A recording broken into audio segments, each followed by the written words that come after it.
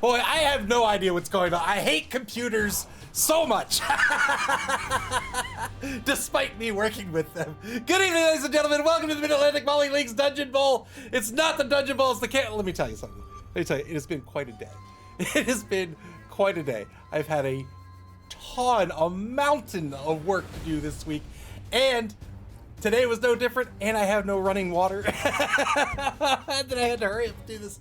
All right, I'm gonna compose myself. You know what I had for dinner? You know what I had for dinner? I had to eat in 10 minutes from finishing work to starting the stream. I had not a plate, but a bowl of ginger snaps. That's what I had for dinner. Good evening, ladies and gentlemen. Welcome to the Mid-Atlantic Volley League's Chaos Cup. We're starting week number 6. I don't know why my pedal doesn't work. Nothing works. Week number 6 getting underway here tonight.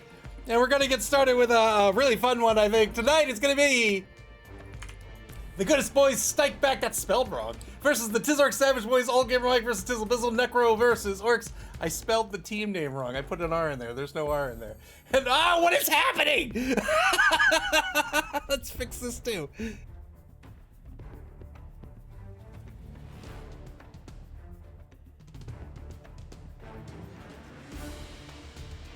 Good. Great. Mediocre greatness, Judge Dredge. Welcome to the stream. Oh my gosh, I am all over the place. All right, let's take a look at the standings before we take a look at these two teams. Boy, oh boy, are my pedals not working? In first place in Division A is BB Nuts Believe Broncos. They're a Knuckle team. They're 4-1-0. Ajax's The Fishy Fiends are in second place. They're Chaos Renegades team. They're 3-1-1. And Jenny Weddy's Blitzburg Steelers, they're a Skaven team. They're 2-2-0 in Division A. Over in Division B, in first place is Spire's Philosopher's Song. They're a Lizardman team. They're 3-2-0. S Beaver's Wooden Men and Iron Trees are in second place. They're a Wood Elf team. They are 2-2-0. And Cobblestorm's Gunner Gets, they are a Goblin team. Gobbo's in third place. They have a record of 2-1-1. Our first game of the evening will be in Division C, and in first place in Division C is Doug the Minotaur's Dinnerbell Darlings. That's Kevin Bacon's team. They're a Dwarf team. They're 5-0-0. Clypheus's Odin and Snuffle are a Norse team. They're in second place with a record of 3-1-0. And Moob's NC Snakes, they're in third place. They're a Dark Elf team. They are 2-2-0. I'm gonna have to fix this tonight. I cannot keep holding down these two keys to talk. The home team tonight are gonna be the Goodest Boyz Stike back. They're coming to a TV of 1,205,000 gold. They have 11 on the roster. 7, 8, 9, 10, 11. Indeed, 11 on the roster. 2 werewolves, 2 flesh golems, 2 wraiths, a ghoul runner, and a bunch of zombos. 4 dedicated fans, 3 rerolls. They're going to be up against an orc team this evening. It's the Tizz Savage Boys. They have a full roster as well. 12 on the roster, but Mutt, the number 11 lineman, will be out this week with an injury. A TV of 1,105,000 gold. That's a TD difference of 60, if I remember. 60K going back to the other team. Well, we'll talk about that later. Well, maybe we won't. I only have 4 minutes left. They have the untrained troll, 4 blitzers, 4 big and blockers, and a bunch of linemen. 1 oppo, 2 dedicated fans, 2 rerolls. How are these two teams going to play tonight? Let's talk about the Necro team first, because I think the momentum starts in the hands of Old Gamer Mike here this evening. They have the 2 werewolves who are very fast with an MA of 8. They have Claws, which treats everybody's AV as if it's an 8+. Frenzy as well. Sam Corgerton, the number 1 werewolf, does have the block skill as well. 2 of the flesh golems. These are stand fur pieces with a strength of 4. 1 has Mighty Blow. One of these blitzers, Tessum the Wraith here, has picked up Mighty Blow as well. That's block, Mighty Blow, and sidestep. And then, of course, Pug Johnson, the ghoul runner, who picked up Sure Hands here at level 2. This team, he's up against the canonically bashy team, right? The Orc team, that is one of 2 teams you get in a standard box of Blood Bowl. You get humans, you get Orcs. Orcs are very, very bashy. The big and blockers with the strength of 4. The 4 blitzers on this roster. I think for the Necro team, in order for them to win, when they're on defense, if you stay... We have to talk about staying ahead of the cage when we talk about dwarves, and that's because dwarves are they're very bashy, but they're very slow. The Orc team, not nearly as slow as this Orc team. If you try to go toe-to-toe with them and stop that run, they're just going to knock you over, open up a hole, and then just move down the hole. I think what the Goodest Boyz want to do in this matchup tonight is leverage Frenzy. They have these 2 werewolves on the roster. They have Claws, which treats everybody's AV as it's 8+. With Frenzy, you're getting 4 dice. Well, hopefully you're getting 4 dice on your blocks. One has the block skill as well. 8+ armor is not high. That's not a lot to break armor. And these werewolves, what they can do is positioned in the maybe as linebackers, maybe even in the secondary, they can start to push the offense to one side or the other. This Necro defense can just sit back and take some blocks, play a little bit of a chess game, but then open up a wide zone, right? Or even both wide zones. Let this Orc team have to go down one, right? If they can't control center pitch, have them go down a wide zone, and now your werewolves are much more powerful, right? Because not only is Frenzy great for getting in on the ball, it's great for breaking up formations, but if your opponent's on the sideline, now they have to be very, very worried about being surfed by one of these werewolves. I think that's the key tonight for this Necro team. If the Goodest boys can leverage these 2 werewolves in a way that's very smart, very cunning, they can come out ahead in this matchup. Of course, Tizzle Bizzle understands this going up against these werewolves. Man, my finger, I'm telling you, this is not going to work. Tizzle Bizzle understands this. And if these werewolves are going to be putting in work tonight, which again, I think they have to be doing, then Tizzle Bizzle is going to be looking for the opportunity to take these werewolves out of the equation. If a werewolf comes in on a frenzy block and is unsafe, you can bet Tizzle Bizzle is going to put one of these block players, maybe a Mighty Blow player, up against these that werewolf, take the block, take the blitz. If they don't get the removal, maybe even take the foul to try to get these werewolves off. 3 pieces on the roster for the Necro team are actual reliable ball carriers. It's the 2 werewolves and the ghoul. Those are going to be the targets for the Orc team. Otherwise, they're just going to try to bash down the field, both on offense and on defense. That's what they do. They're a bashy team. All right. This is game 1 of 4. We have 4 games tonight. Lots and lots of games. 2 in Division C. We'll end the night with 2 in Division B. I'm going to stop yammering. We'll see if the coaches are ready to get this game underway. And I'm going to try to fix my pedal because this is ridiculous. Ridiculous.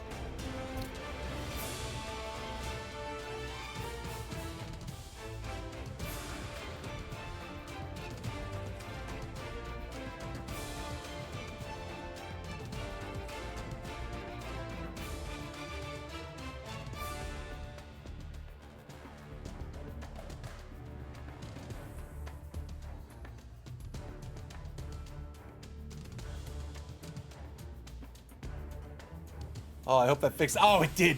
Thank goodness. All right. Got my push to talk key working again. All right, we're good. We're ready to go for 4 games. Whoo, man. I have been so busy. Like, I have not slowed down.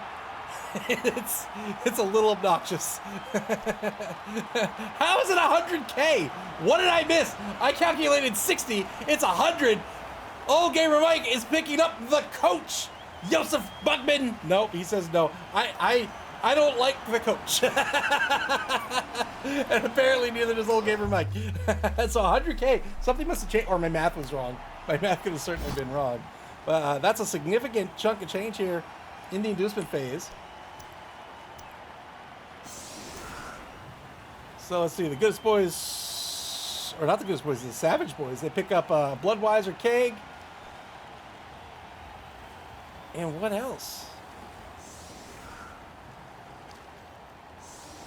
What am I not understanding? Oh, there we go. A cheerleader, a keg. They had 2 rerolls. They had to have bought something else. Oh, right there. It's the assistant coach. All right, a keg, a cheerleader, and a coach for the Savage boys. Savage boys win the coin toss. They're going to be on offense to start this game. Oh, man. I have no water. I don't know what's happened, but there's no running water. I've got like reserve water, so I'm fine. Took a shower this morning, thankfully, before the water ran out or whatever it did. Oh, boy. They're on the line for the defense. Screening out this Orc team. Doesn't really need to screen out the Orc team. Again, I think giving up a wide zone or maybe even 2 wide zones to allow this Orc team to run down. can really make these werewolves a lot more effective. Of course, again, Tizz knows this isn't just going to commit to a wide zone for no reason.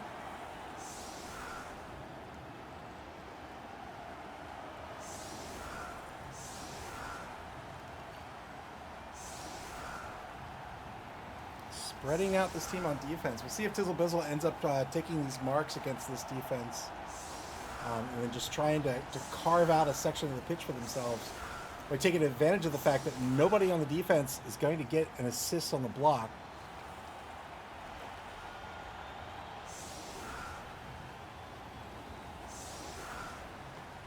Aridus, welcome back to the stream. Am I pronouncing that right? Is it Aridus?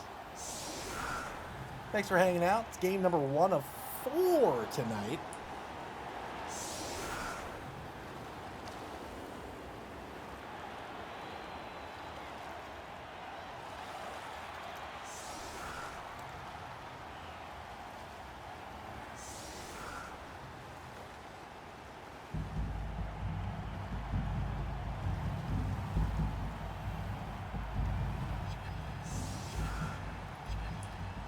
Seconds left of the clock to set up for the offense. They have 5 on the line currently.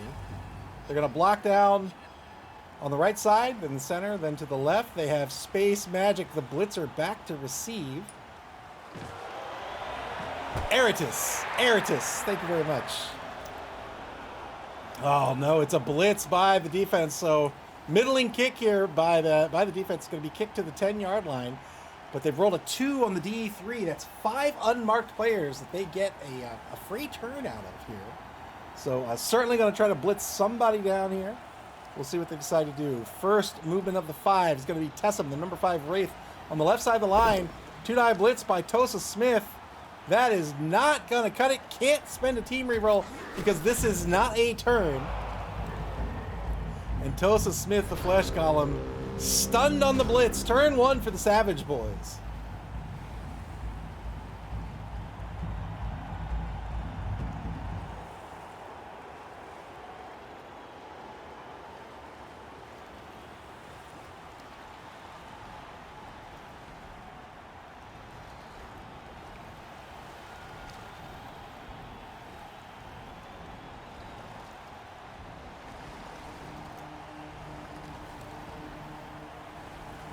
Seconds down here, turn number 1.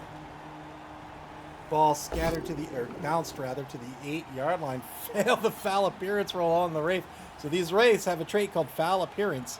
You can see it's right here. What this means is before you take a block or a blitz action against the Wraith, you have to roll a d6. On a 1, you're so disgusted by the Wraith's appearance that you refuse to actually touch them. If that's your block, you've lost your block. If that's your blitz, you've lost your blitz for the turn. It could be a very, very obnoxious skill and a decent thing to have on a starting blitzer here. Savage Boys down to 1 reroll. They started the game with 2 rerolls. That's not a lot. Down to 1 now. They have to be very, very careful with their rerolls here. If Old Gamer Mike can force Tizz to burn that final reroll, then the odds for Tizz and the Tizzork Savage Boys are going to dramatically decrease for their actions.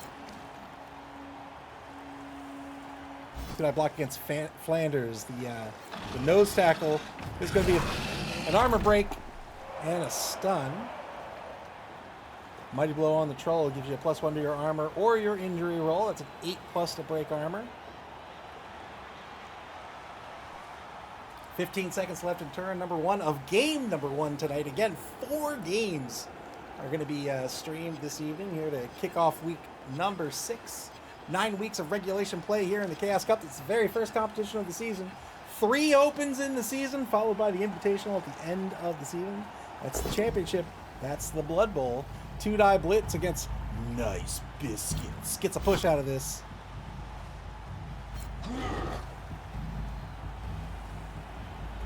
Savage Boys on the bonus clock here in turn number 1.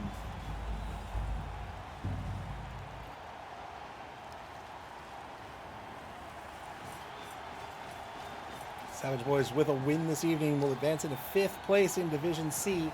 The top 2 teams of each division will make the cut to top 8, and the 2 best 3rd place teams between the 2 divisions will make the cut as well.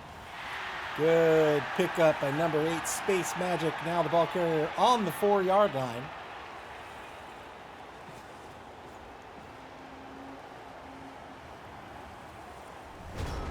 Turn one now. Back to the Goodest boys. Bad blitz start this game off. Now they'll reset and try to figure out how to start harassing this Orc team. Remember, these werewolves are almost certainly going to blitz every single turn. Sam Corkington here has the block skill, has frenzy, has claw.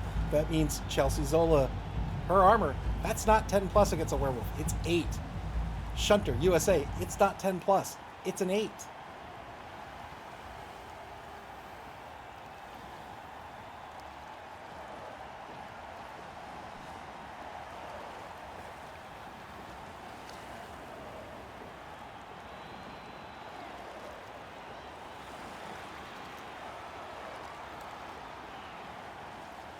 Goodest boys, here's the blitz on the right side. 2-die blitz without the block skill against Little Yoshi. 1979 gets a push and no frenzy follow-up. Here's the pal. 8 plus is going to break armor, but no armor break.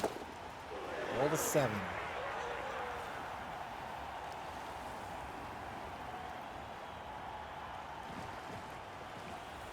Moves the werewolf back across the line of scrimmage to relative safety.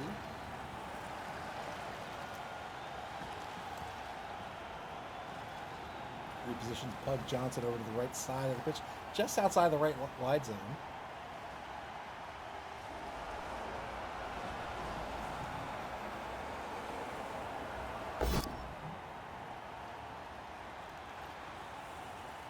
Took a 1-die against Mouthy Barbecue. Will wrestle him to the ground, it seems.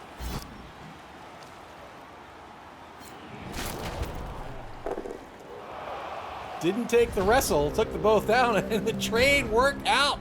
Got a stun against Mouthy Barbecue. Turn 2 now for the Savage Boys.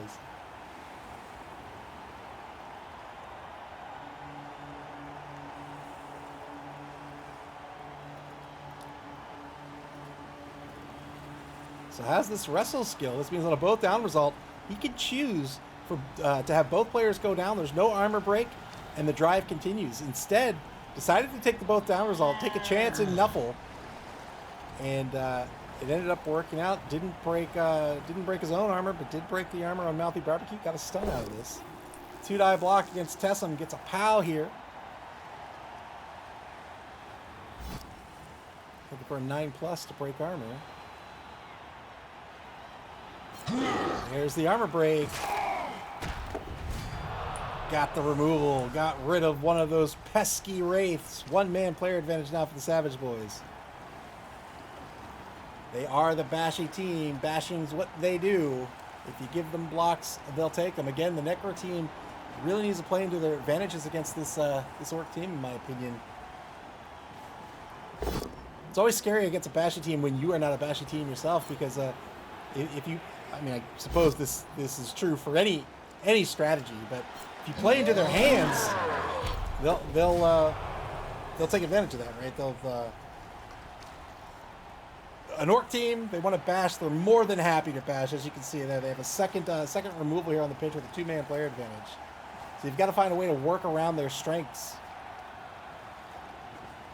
And again, I think that means clever use of these werewolves. Werewolves can apply some pressure, can really make these wide zones super extra scary for the Orcs. But conversely, the 2 werewolves and the ghoul, these are the only 3 pieces that can carry the ball effectively for this Necro team. Ball's going to advance across the line of scrimmage. Savage Boys now have the ball on the opposing 8-yard line, setting up a tight cage just outside the left wide zone. Failed the rush, has 1 re-roll remaining, spends it to get that back corner secure. No more re-rolls left for the Savage Boys here in the first half of the game. So now their odds are very, very different.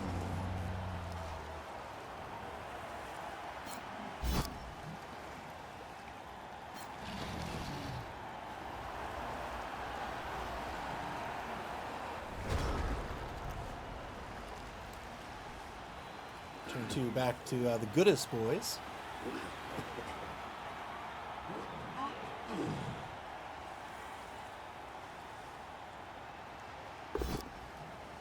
2-die block over in the right wide zone. Gets a knockdown on Little Yoshi, 1979. Needs that big 10 plus to break armor.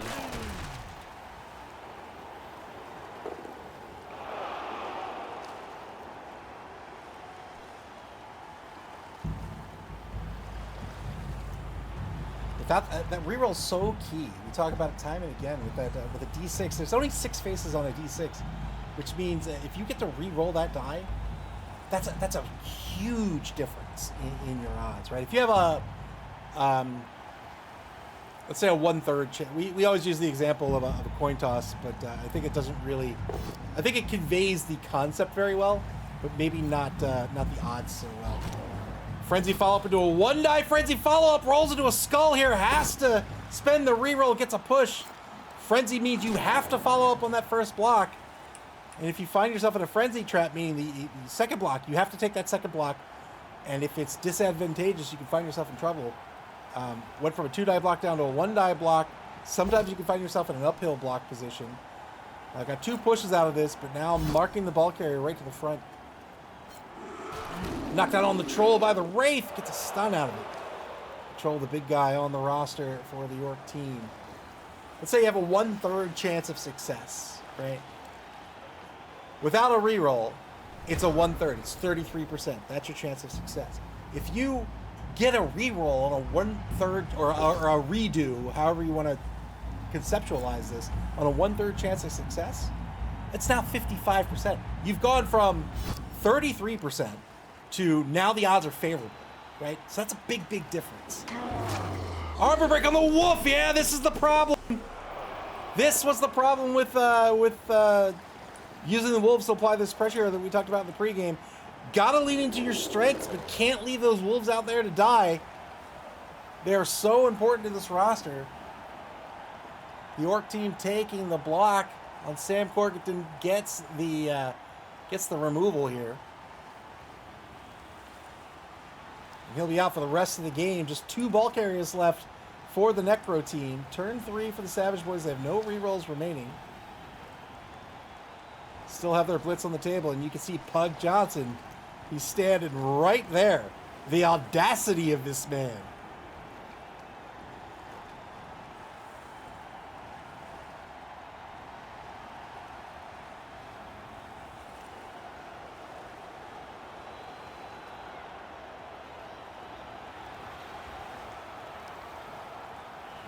Savage Boys are going to continue to move down pitch. They're going to be parked right here at center pitch. They're going to be on the 12, 14, 16, 18-yard line. I don't know why I counted that from the line of scrimmage rather than just counting backwards.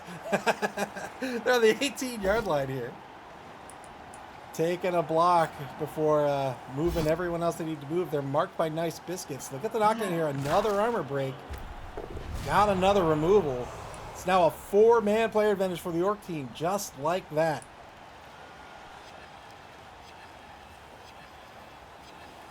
Necro teams, I think Necro teams are probably at their weakest at low TV. As these werewolves start to skill up, they could just be absolute nightmares on the pitch. They're already pretty good at as rookies, but once they start to get a few skills under their belt, they could just be devastating. Another removal! Huge turn for the Savage Boys. Regen finally kicks in. My word! 5-man player advantage in turn 3 for the Savage Boys. Blitz still available. Look, you can remove anybody you want, but don't try to dodge. Turn 3 now for the Goodest Boys. They're going to get a power of Little Yoshi back behind the line of scrimmage here. Breaks armor. Gets a stun.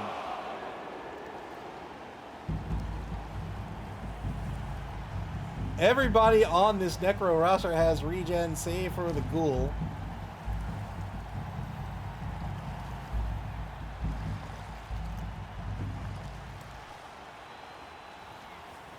Regen says, if you suffer a casualty, roll a d6. On a 4+, no you don't. You're good. You'll still come off the pitch. Your opponent will still score the SPP, but you'll be available in the reserve box. Armor breaker over on the left side, and now Chelsea Zola taking off the pitch. Good KO here by Raish, the number 6 Wraith. That's a tongue twister. And now we're down to a 4-man player advantage for the Savage Boys.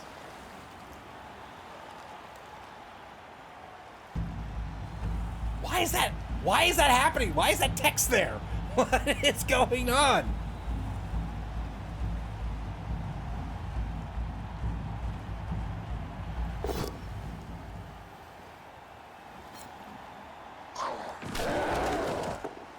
Armor break by the Wolf here, gets a stun out of it. Lorax Dream, that's the Blitzer with Mighty Blow. Repositions the Wolf down pitch over in the left wide zone.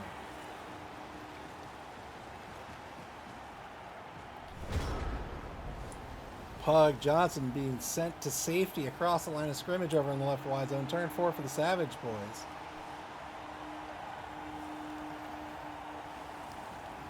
Savage Boys with a significant player advantage. 4-man player advantage. They have 5 removals from the opposing team. They have no rerolls left. This is their final turn of the first quarter coming up. Smooth sailing so far with this offense. 4 spaces away from a touchdown.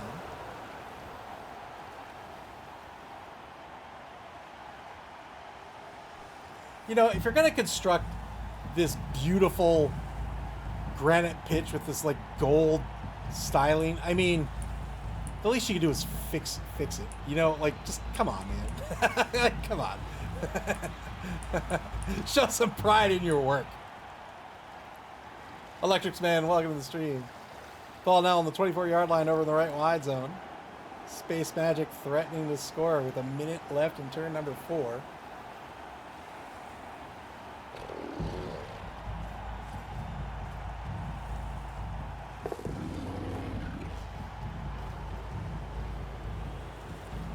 Coming up after this game, starting about 40 minutes from now, we have Nerdtrum's Nose Count versus As Bad as Raiders. That's War Horseman versus Electrics Man.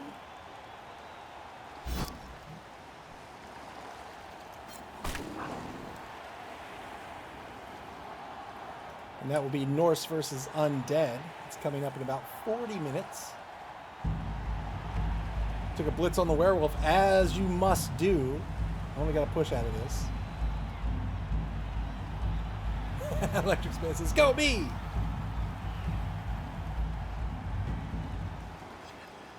And then after that, we're going to have Philosopher's Song versus Vesuvian Lavabacks. Spire versus Berserker Tempest. That'll be a Lizard mirror match. And we'll finish the evening with the Discomancers versus Conspicuous Disunion. Ian versus Chime. That will be a Necro mirror match.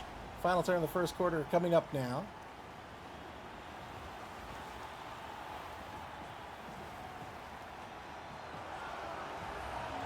Gamer Mike pulling some players back in to try to get them on the drive. They're not going to be super effective here. They're going to have to engage probably down here. I don't think Tizz is going to allow this Flesh Golem to just slowly come toward this ball carrier.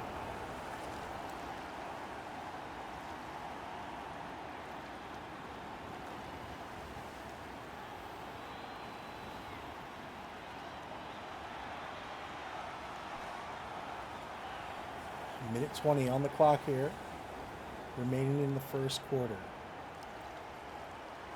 Goodest Boys at this point probably want to try to force the score. They just, all their speed.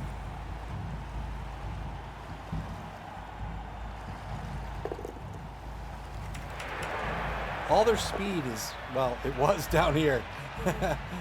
But their speed is here and here. So it's really not in the drive right now. There's a gaggle of orcs in the way. Boy, that was a close call on that drawing too, let me tell you. Werewolf Blitz spends a reroll. It's going to be a both down result. No armor breaks. That's a turnover. Second quarter begins here. Turn 5 for the Savage Boys.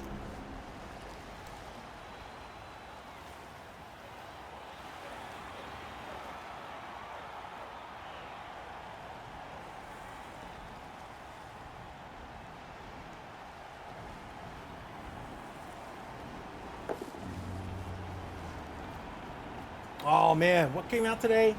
Oh, it was a Xeno game. It was Xenosaga Chronicles. Or not Xenosaga, Xenoblade Chronicles. Xenoblade Chronicles X, the remake, or not the remake, but the remaster came out today. I love the Xeno series, man. Xenogears is still my favorite, but I love all those games. They're so much fun, and they're so different.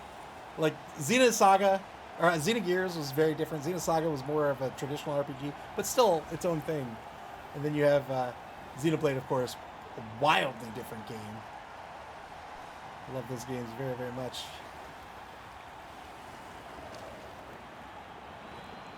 Under a minute to go here in turn number 5. Boy, I don't even know how to pronounce that. But thank you very much for the sub. Let me give it a shot.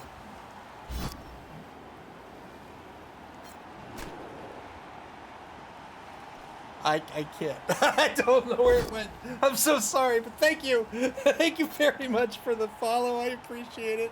Oh man, I am awful today. I am so bad. What a terrible, terrible person I am. I'm so sorry. Oh man. Blitz in the left wide zone against Joseph Smith. Get some power out of this. Oh man. It was like tarot or something. I don't. Oh, I'm so awful.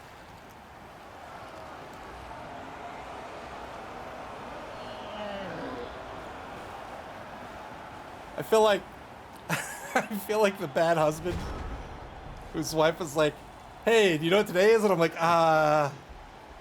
the day Xenoblade Chronicles X Definitive Edition comes out. And she's like, "No, it's my birthday." And I'm like, "Oh, happy birthday, you."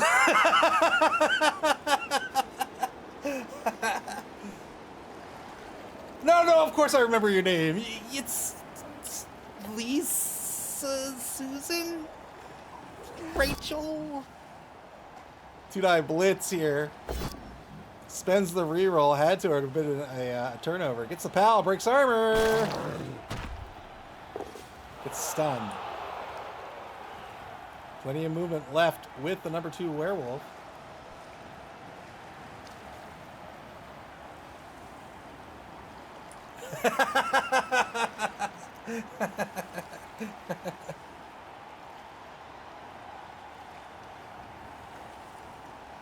One minute to go here. Oh wow!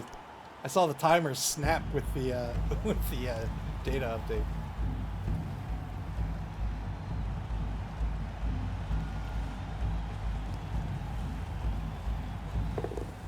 Rushing to get the 1 die on the untrained troll, but unfortunately that's a skull. And now Pug Johnson in a bit of trouble here up against this troll. The troll will probably not go first. The troll will go last. But that troll will get 2 dice against Pug Johnson. And Mighty Blow as well, so 7+ to break armor. Remember, no regen on the Ghoul Runner. First up will be a 2-die block against Pleather. Gets a push out of this. Pleather on the left side of the pitch here. Taking the blocks with no rerolls. Where's the protection? Wanted to free up Timidius II here to move Timidius back to protect the ball carrier. But now in the second block, it's 2 more pushes. So Timidius still not cleared up. 2 assists now on Pleather for a 2-die block. There it is. Finally gets the knockdown.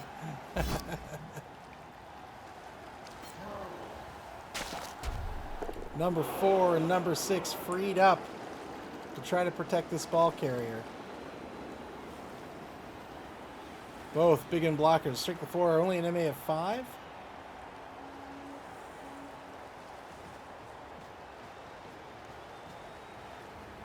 First one takes a mark against Raish the Wraith. And now a mark taken against Robert Schnauzer, the number 2 wolf. 1 wolf, 1 Wraith left on the pitch. Number 4 needs to get into the drive as well. And then we'll probably see a block with the troll.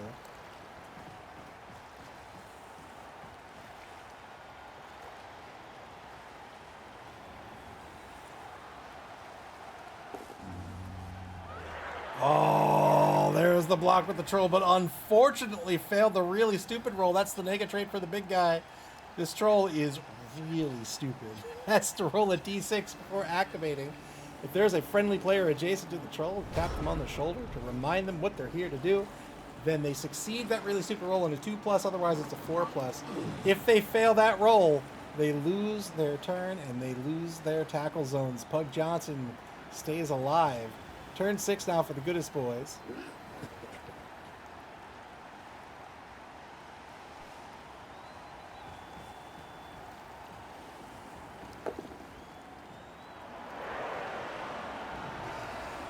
Rushes Tosa Smith into position.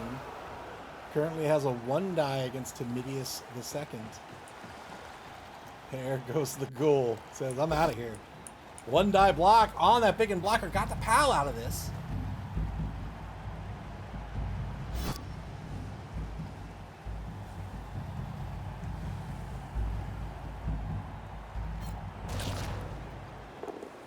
Are we going to see a bunch of dodges?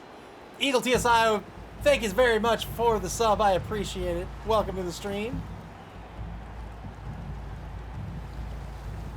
Thank you very, very much for your generosity. I appreciate it. I don't know why I can't hear the audio. I figured it out. Whenever my audio drivers update, all my audio... Oh, no.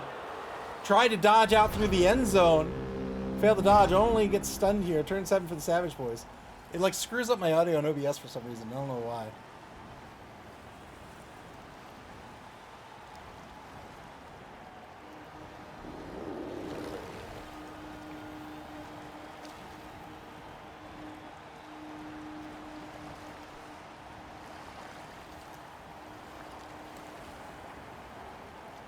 Setting up a wall of orcs to defend the ball carrier. Now, 2 die against Pleather.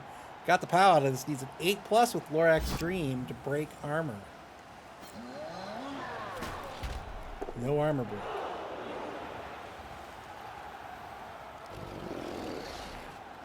Oh, Gamer Mike says, tried to put my trust in Nuff. Well, that was your first mistake. You cannot speak in that familiar tone with Nuffle. You have to... There is decorum that you must follow.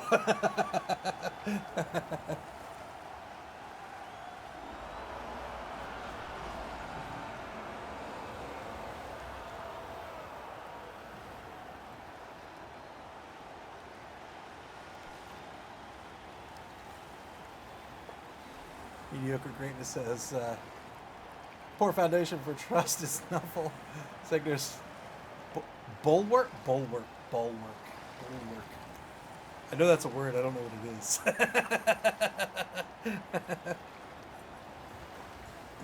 I know it's not spelled that way either.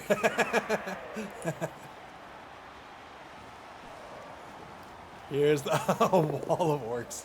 Oh, I see what you're saying. Gets 1 assist on the foul on the werewolf, as you do. Such an important piece. To get that removal would be huge.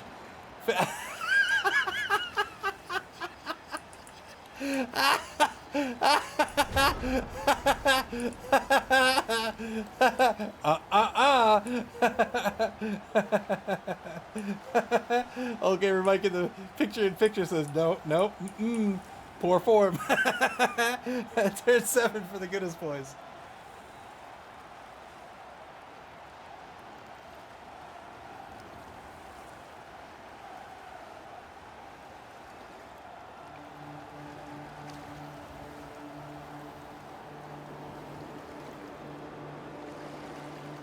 So the Savage Boys had a pretty commanding first half here. They were able to take some blocks early, had a real good turn where they had 3 or 4 removals, and have had no real problem here in the first half. We'll see if these KOs stick in the second half. If they do, that's gonna be bad news for old Gamer Mike. Both down result on the blitz. Turn 8 for the Savage Boys. They'll walk the ball in and score. No rerolls left. I don't think we're going to chance it. Yep, 1-0. There it is. Savage Boys are going to take the lead here in the first half of the game. Let's see the Scarecrow cheerleaders. Oh, it's not the Scarecrows.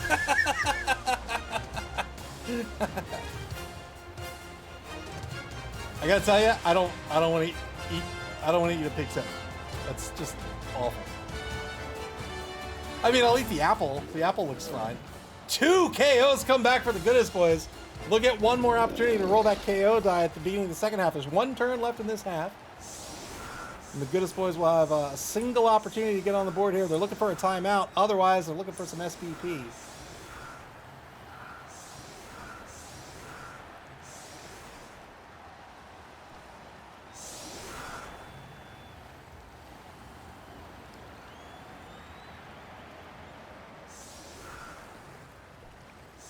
Savage boys setting everybody up by the end zone. They have no turns left in this half again, unless there's a timeout. 3 on the line.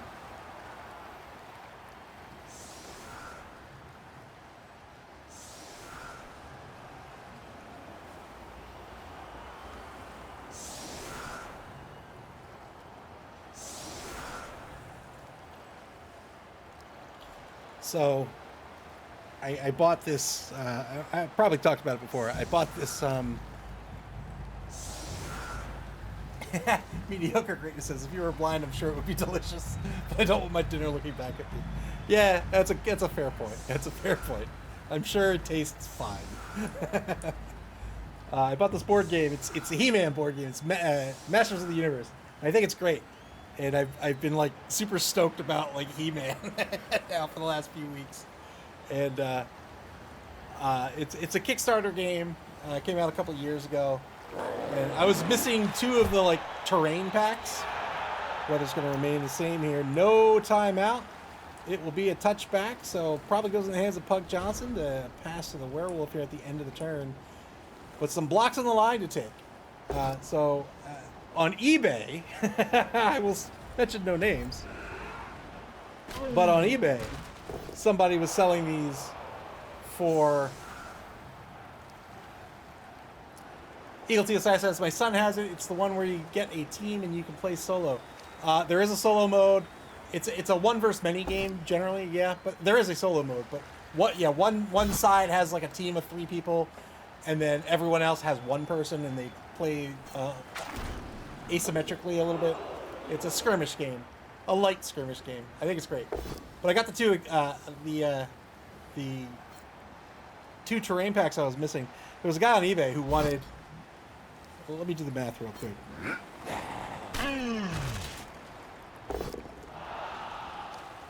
Good KO here. We'll see if it sticks.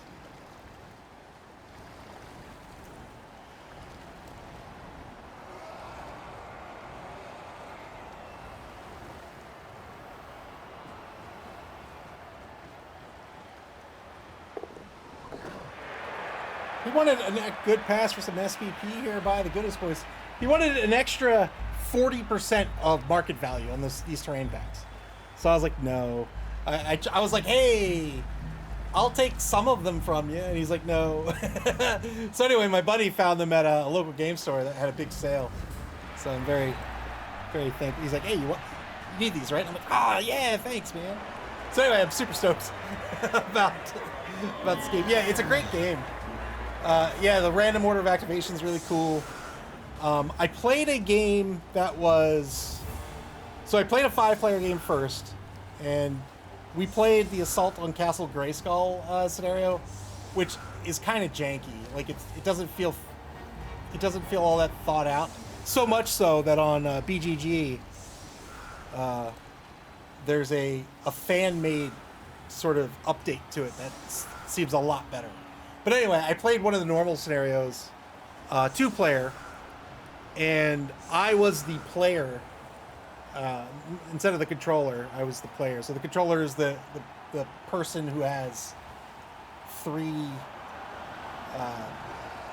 characters, and as the single quote-unquote player, I had 1 character, and boy, it felt really lopsided in my favor.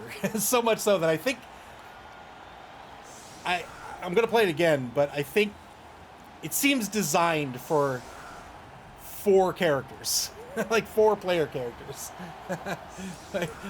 Because as 1 person, yeah, it was pretty weak. It was cool to look at, And I'd like to try it with the fan scenario, but as playing it 2 players, where the player, I hate it when they call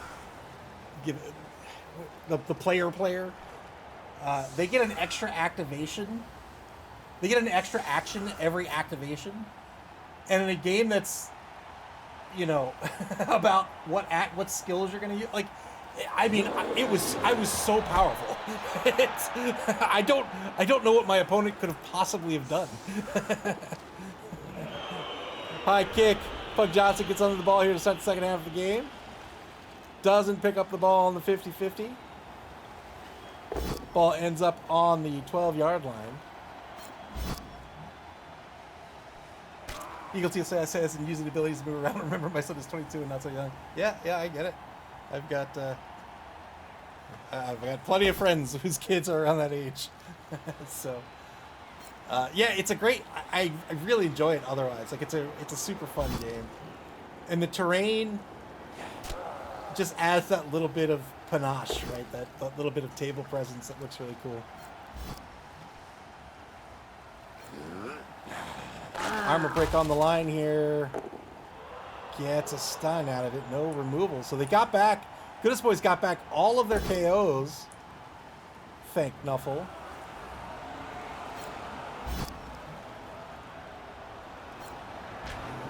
I went and rewatched the Kevin Smith Masters of the Universe cartoons on Netflix. They are very good. Revelation and Revolution. Another armor break here on the line. It's another stun out of this.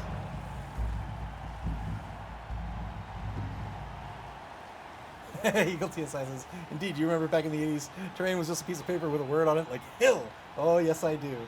I do. In fact, I tried to get a buddy of mine. I'm gonna make him try it again sometime in the future. But there's an old Avalon Hill Starship Troopers game that I like a lot.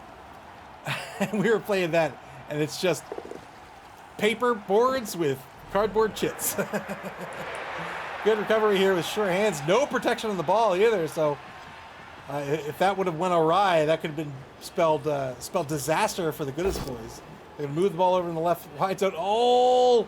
Double skulls on the werewolf frenzy block. Spends a reroll. Gets the knockdown on Mouthy Barbecue. Breaks armor. Gets a stun. 3 stuns in the turn. Let's see if the Goodest Boyz can capitalize on this. They're down 0-1. Yeah, I made a couple of my friends play an old Avalon. If you're unfamiliar with Avalon Hill was a board game company. The name is still around. It's owned by Hasbro, but they were a local to me anyway. They were a local board game company, and they, I would argue, I think most people would agree, but they invented the modern war game with a game called Tactics or Tactics 2. And so they were known as a boutique game developer, and had a lot of success until they sold to Hasbro. Anyway, they would make lots of very the bookshelf games, exactly right. They would make very chunky games, very meaty, often complicated. You'll often hear people, if you ask what's the most complicated board game ever made, it's not true, but you'll often hear people say it's Advanced Squad Leader. Advanced Squad Leader was an Avalon Hill game. Stun right back here on the Goodest Boyz. That werewolf stunned and knocked to the ground. But remember, just the one werewolf remains, as Sam Corkington was injured early in this game. And now a mark taken against Pug Johnson. Here's the blitz on the ball carrier. 2-die blitz. Gets the knockdown thanks to the block skill. Breaks armor! Huge blitz here by the Savage Boys.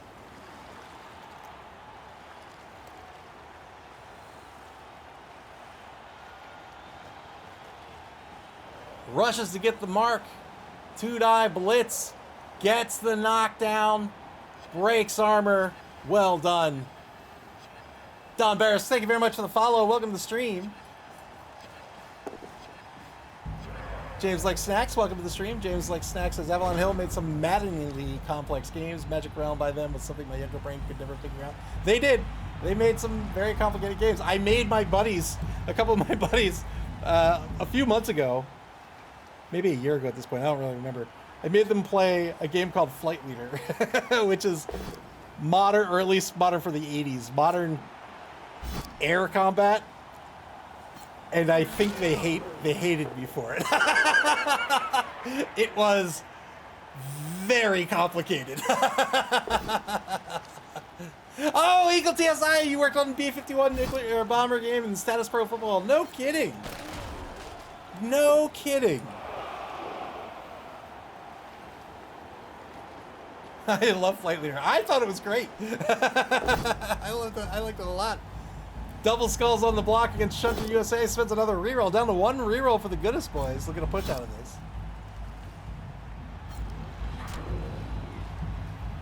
Yeah, I have a lot of love for Avalon Hill.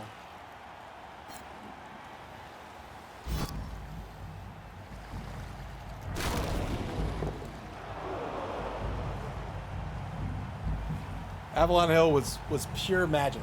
Pure magic. Run Bad with the raid. Thank you very much for the raid, sir. Thank you very, very much. Welcome, Raiders. Welcome to the stream. This is game 1 of 4 tonight. We have a quadruple header here in week 6. Welcome to the stream, everyone. Thanks once again, Run Bad. Turn 10 for the Savage Boys now. Savage Boys in the lead. BB Nut, welcome to the stream. BB Nut says, have you ever played Squad Leader? My first war game. We stopped playing when you had 3 to 4 pages on a fire move from one X to another with table space on year, front, and season. Yeah, I have played. I don't know if I've played Squad. I own Squad Leader. I've played a lot of ASL, of Advanced Squad. I told a friend of mine, I was like, I'm gonna get you to play this one day, and I was like, you know, you can rappel off a mountain, shoot a rifle, hit a can off a windowsill, and hit somebody in the head. Eagle TSI, you wrote the algorithm for the football games along with 5 other developers. That is super, super cool.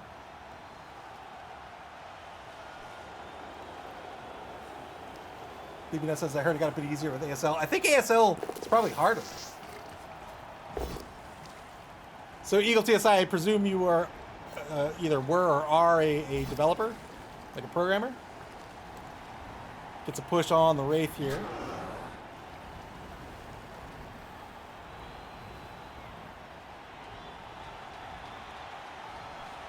Yeah, Avalon Hill is an institution.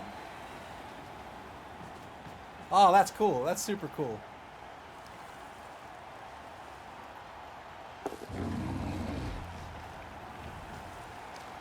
Yeah, I was a kid. I was a kid in the 80s. I was a Commodore 64 kid. That's where I got my start.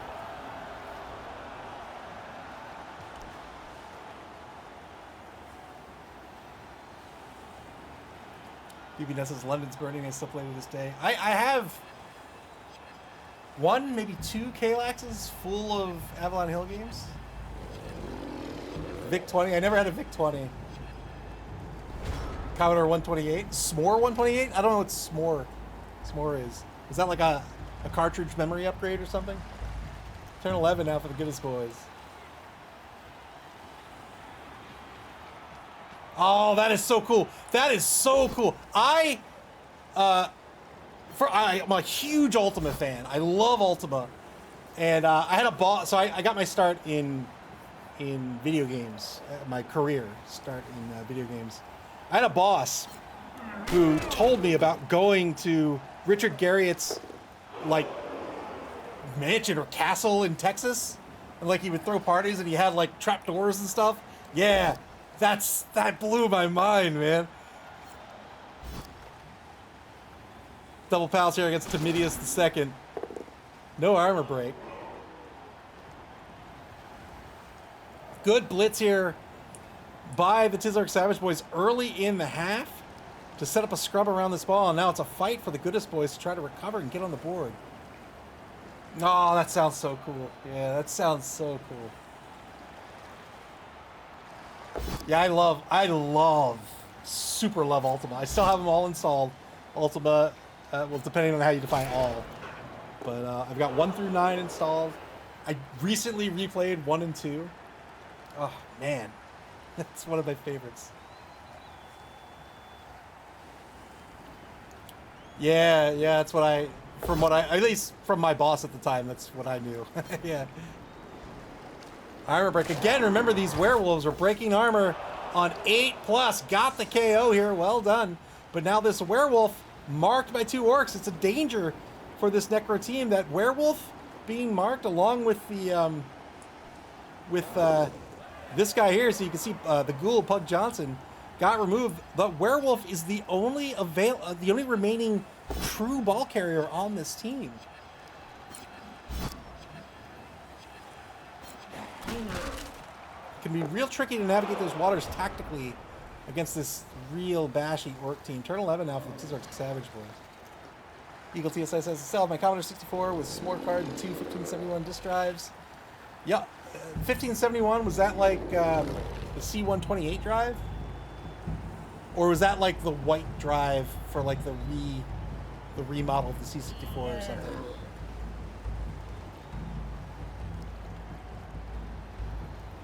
Yeah, the Commodore, that's where I learned. My very first computer was a Tandy Coco 2. I had that for a year, and then I got a Commodore for Christmas. I learned Pet Basic, and 6502 assembly. That's where I started my computing adventure.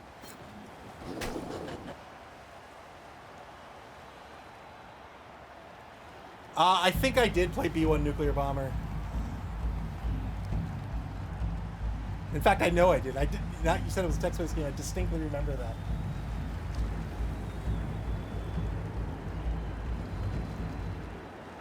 I had so we had there was a toy store, not a toy store, but there was an Avalon Hill game store near us when I grew up called Games and Toys Galore, and they had all sorts of stuff, you know, board games and video games and stuff in there. It was just this magical treasure trove.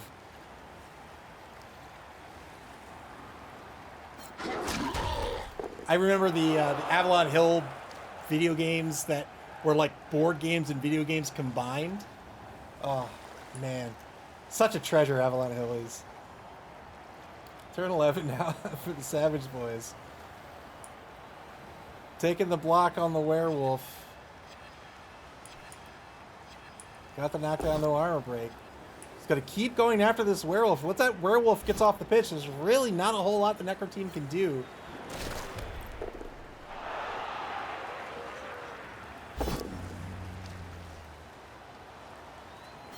Tandy 1000. Yeah, I'm unfamiliar with the Tandy 1000. I had the Coco 2 with a cassette drive, and I had joysticks that didn't center.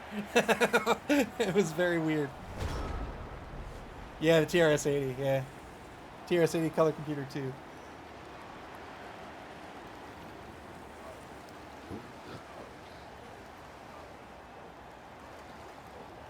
Turn 12 for the Goodest boys.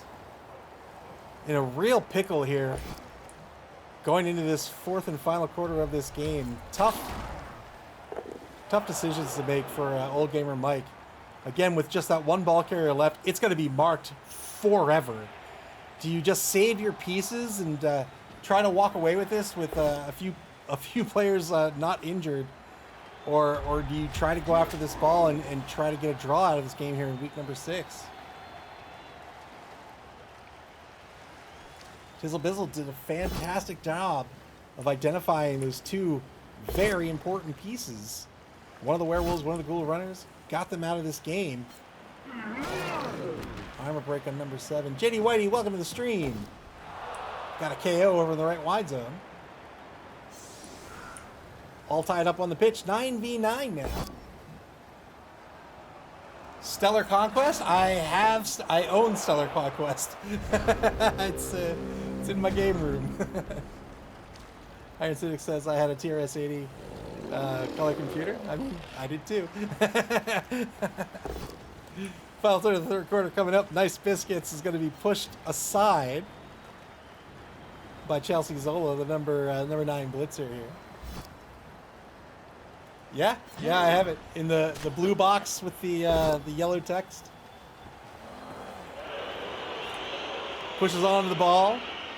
Trying to get this ball out of this scrum. Gets it back now to the 10-yard line. Now 2-die block against Nice Biscuits.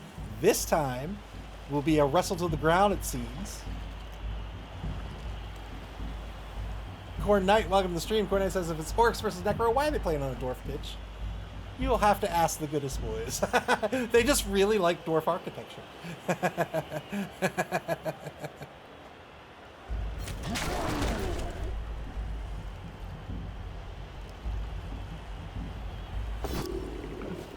Failed the foul appearance roll against Wraith, the number 6 Wraith. So loses that block attempt. Trying to clear the ball. Now 2-die against Merrick, the rookie lineman back at the line of scrimmage. Got a pow out of this, looking for a 9+.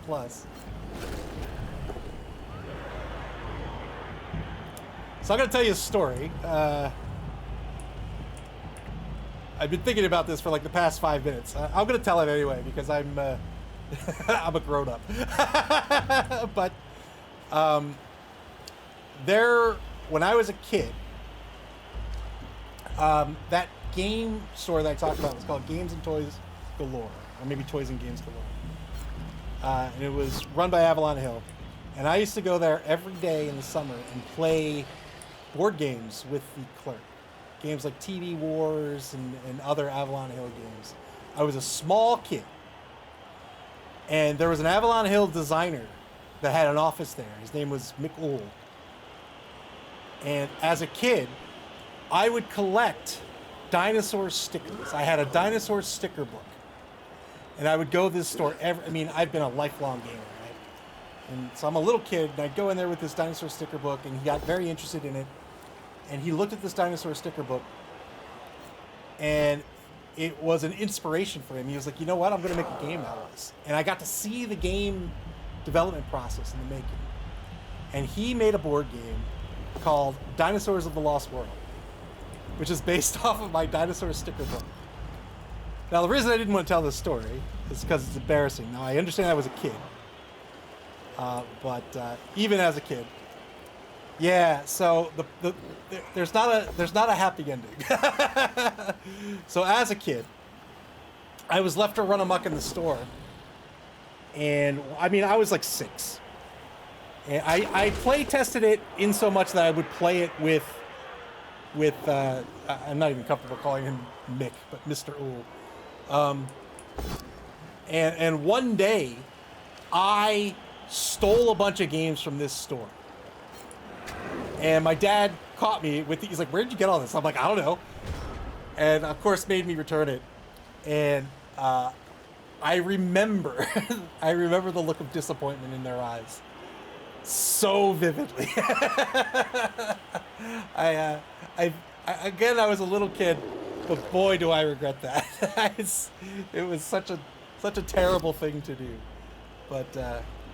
But yeah, I know Mick Ohl isn't around anymore, but I'm very much thankful for the opportunity he gave me to kind of experience the game design process. And granted, I never got into the tabletop gaming industry. I did get into the video game industry, and I think that was a big part of it.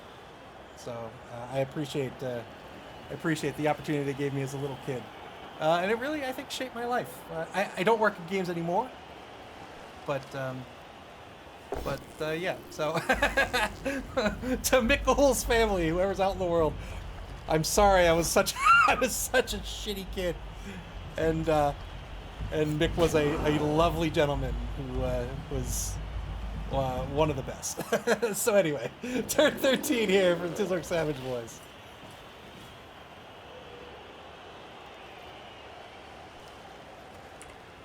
Yeah, I have a copy of Dinosaurs of the Lost World, too.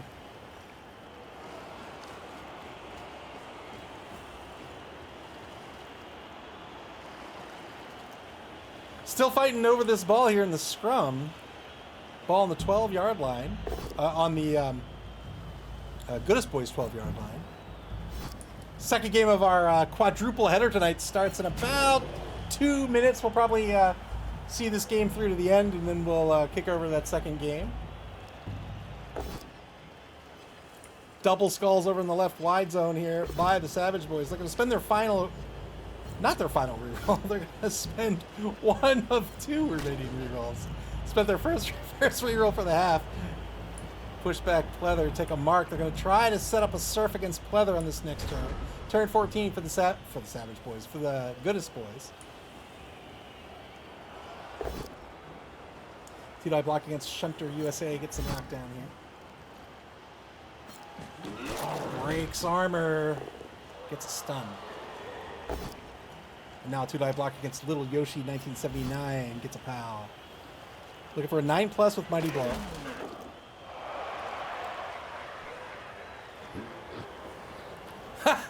Outdoor survival. I don't know if I would call outdoor survival a great game. But I did play it. I have a buddy who owns it.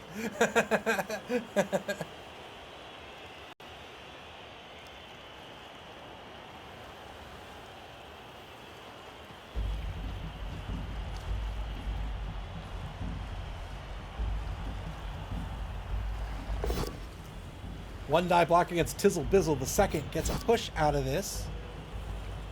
Still fighting for the ball here. Goodest Boyz have a long way to go to get it into the end zone. One die block against Rambo. That's going to be a skull. Raish gets stunned on the block. That's a turnover. Turn 14 for the Savage Boyz.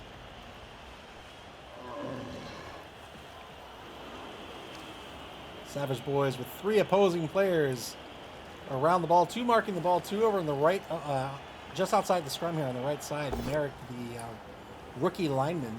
2-die block gets Nice Biscuits, gets a POW. That's the first of 3. Yeah, I still try to get Wooden Ships and Iron Men to the table. Love that game. We played Titan a few times last year. We played Dune all the time. That's one of my favorite games ever.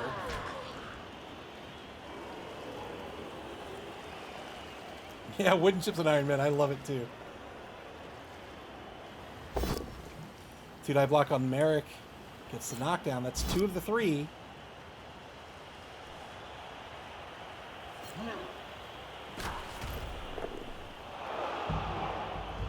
One more block to take, and it's going to be against Tessum, the number 5 Wraith. There it is. Got through that foul appearance. And you know what, Tessum? I think you look great. You look beautiful.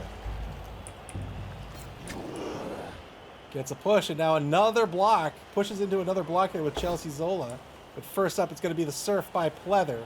There's the removal. Well done.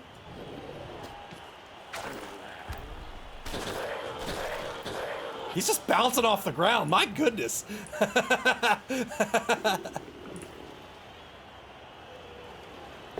Here's the blitz. 2-die blitz gets a POW.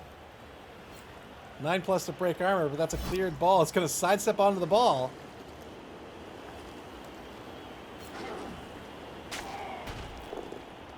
Ball's going to bounce out 1 space forward for the Savage Boyz.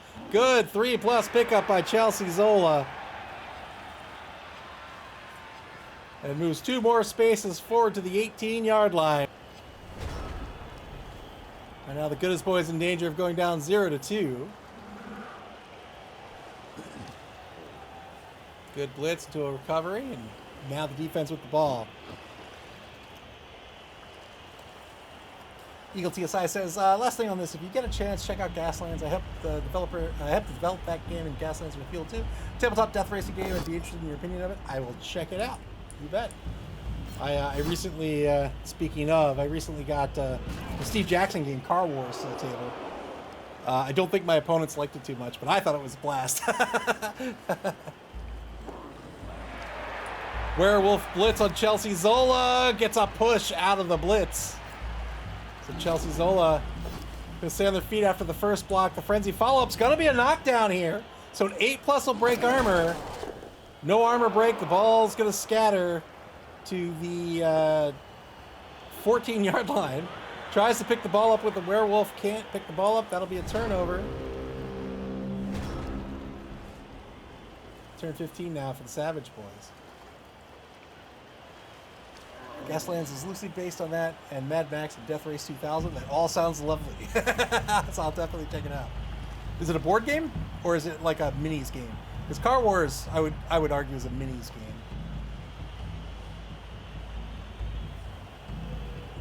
Like, is there a board and like spaces and stuff that abstract distance?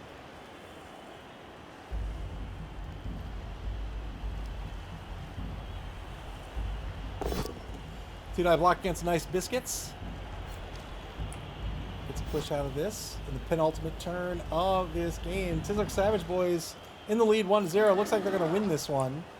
With one turn left, Old Gamer Mike has nobody in scoring position. They're not going to be able to get on the board, but they can try to stop this extra touchdown. Props to Old Gamer Mike here. Had an opportunity there. We talked about at the end of the first half to just sort of recoup, keep players safe, and try to live to see another day, but kept on fighting here in this game. Tried to get a draw out of this, just didn't work out. That's cool. I'll check it out. Gets a pal on Tessin. Looking to break armor here. Get another 2 SPP on Timidius II.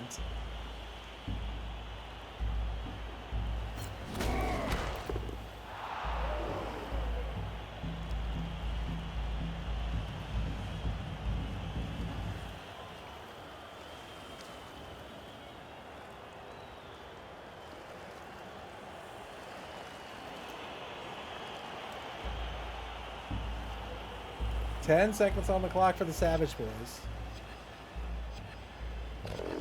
Stand-up blitz. One die blitz against the werewolf. This will be a knockdown. Breaks armor. Big armor break. Got a stun out of this, so I'm not going to have to worry about that werewolf now. Good 3+ pickup. One more space of movement. 4 spaces away from the touchdown.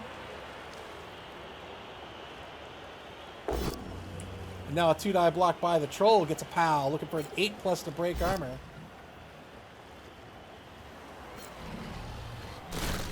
No SPP for the troll.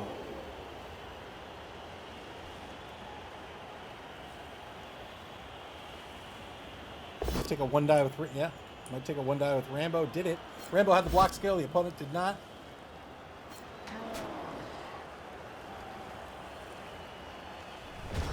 Turn 16 for the Goodest Boys. Duked it out all game long, but just weren't able to get on the board. It's the final turn of the game for this team. One more turn for the defense. Defense now offense. Goodest Boys looking for some SPP to close out this game.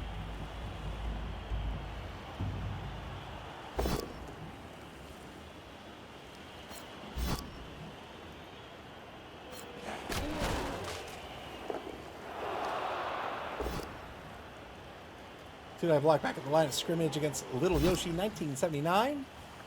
9+ breaks armor. There's the armor break. Got nothing out of it.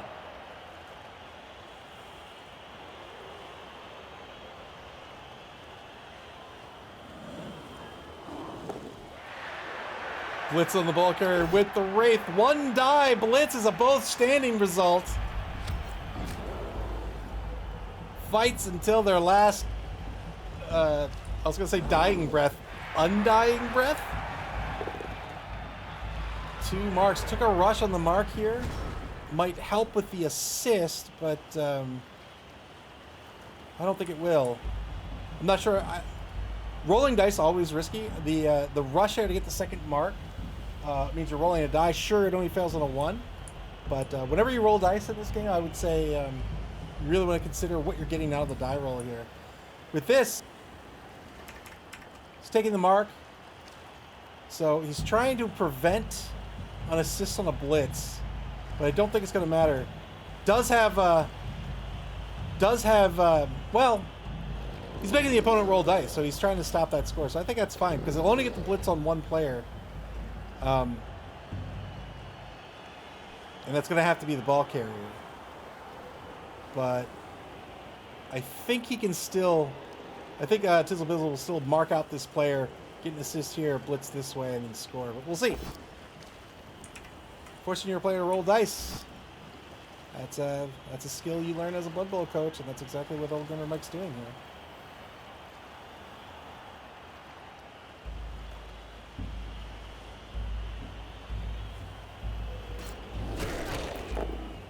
One to 0, the Savage Boys are going to win this. Are they going to win it 2 to 0, though, is the question.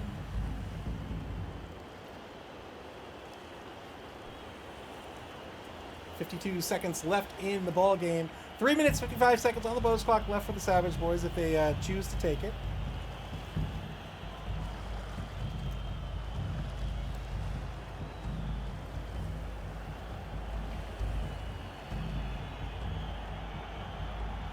Here's the blitz.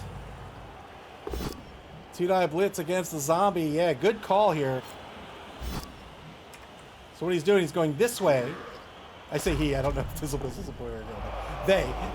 Going this way here because if they would have got a push on the Wraith sidesteps. So it would be Old Gamer Mike that decides where that Wraith would go. Decides to go after the zombie instead because had plenty of movement that gets him away from the Wraith and was able to turn around and get back in the end zone and win this game 2-0. Very well done by Tizzle Bizzle and the Savage Boys. Won the game 2 to 0.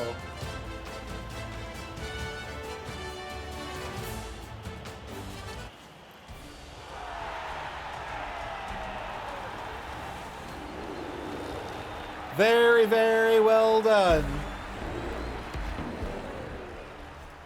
And with that win, the Tizz Savage Boys will advance into 5th place here in Division C. Remember, the top 2 teams of each division will make the cut to the top 8, and the 2 best 3rd place teams between the 3 divisions will make the cut to the top 8 as well.